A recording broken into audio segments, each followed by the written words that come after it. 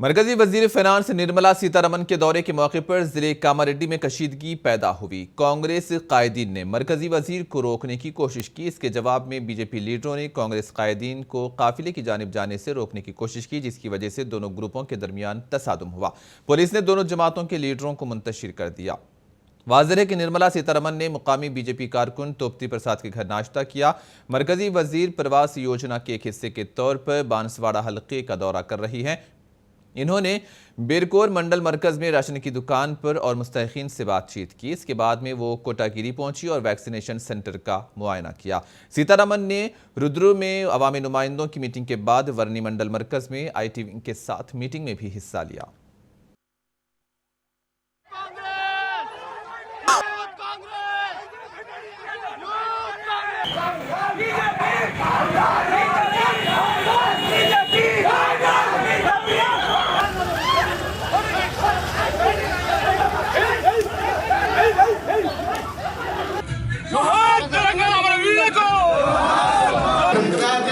समस्त सन्मंगलानि भवन्तु।